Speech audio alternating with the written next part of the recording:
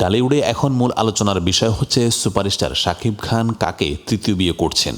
কেউই যখন ধারণা করতে পারছেন না শাকিবের হবু বউয়ের পরিচয়, ঠিক সেই মুহূর্তে নেট দুনিয়ায় ভাইরাল হয়েছে একটি ভিডিও, যেখানে গুঞ্জন উঠেছে শাকিবের হবু বউয়ের নাম ডাক্তার মিষ্টি জান্নাত। নেটপাড়ায় তুমুল গুঞ্জন চলছে ডাক্তার মিষ্টি জান্নাতে হতে চলেছেন শাকিবের তৃতীয় স্ত্রী। খবরটি ছড়িয়ে পড়তেই সত্যতা যাচাইয়ে সংবাদ মাধ্যম ভিড় জমায় মিষ্টির কাছে।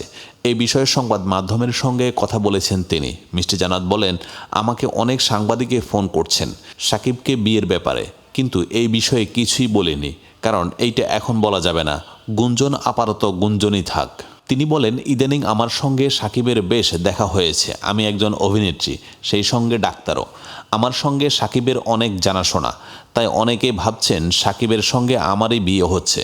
কিন্তু আমি এটা বলতে চাই, বিবাহিত কাউকে আমি বিয়ে করব না। আবার ভালো লেগে গেলে করতেও পারে, কিছু বলা যায় না, এটা সময় বলবে। তিনি আরও বলেন, বিয়ের বিষয়ে এখন কিছু না বললেও আমি এটা বলতে পারি, সম্প্রতি আমার সঙ্গে শাকিবের একটি সিনেমার কথা চলছে। এখন শাকিব কলকাতায় আছে। কিছুদিন আগে আমি কলকাতায় গিয়েছিলাম একটি কাজের জন্য। আবারও একটা কাজে কলকাতায় খুব শীঘ্রই যাব।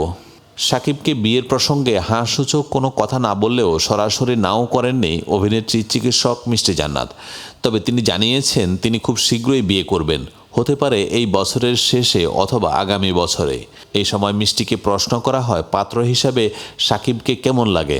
উত্তরে অনেকটা হেসেই মিষ্টি বলেন, সে অনেক হ্যান্ডসাম, আমি তাকে ছোটবেলা থেকেই পছন্দ করি। একজন স্টার হিসাবে শাকিবের একাধিক বিয়ের প্রসঙ্গে মিষ্টি বলেন, সেলিব্রিটিদের বিয়ে সহজেই চোখে পড়ে, কিন্তু সেটা সমাজে প্রভাব ফেলে না বলে মনে করি আমি, কারণ সমাজে ডিভোর্স সেপারেশন অহরহ হচ্ছে। আমার ফ্রেন্ড সার্কেলে 4-5টা বিয়ে করেছে এমনও আছে, তাই এই নিয়ে আসলে নতুন করে বলার কিছু নেই। সম্পর্কের প্রসঙ্গ উঠতেই মিষ্টি জান্নাত জানান, কাউকে আসলে জোর করে কাছে রাখা যায় না। আপনার সঙ্গী যদি আপনার কাছে না থাকতে চায়, তবে তার সঙ্গে জোর করে থাকা ঠিক না, অন্তত আমি সেটা করতাম না। মিষ্টি আরও বলেন, বাঙালিদের মধ্যে একটা কালচার রয়েছে, একবার বিয়ে করেই তার সঙ্গে সারা জীবন থাকতে হবে। এইটা আমি মনে করি ভুল, কারণ মনের মিল মানসিকতা বোঝাপড়া ভালো না হলে সেই সম্পর্কে ইতি টেনে ডিভোর্স বা সেপারেশন থাকাটাই ভালো। ঢাকায় সিনেমার পরিচিত মুখ মিষ্টি জান্নাত 2014 সালে লাভ স্টেশন সিনেমার মাধ্যমে শুরু করেন রূপালী পর্দার কেরিয়ার।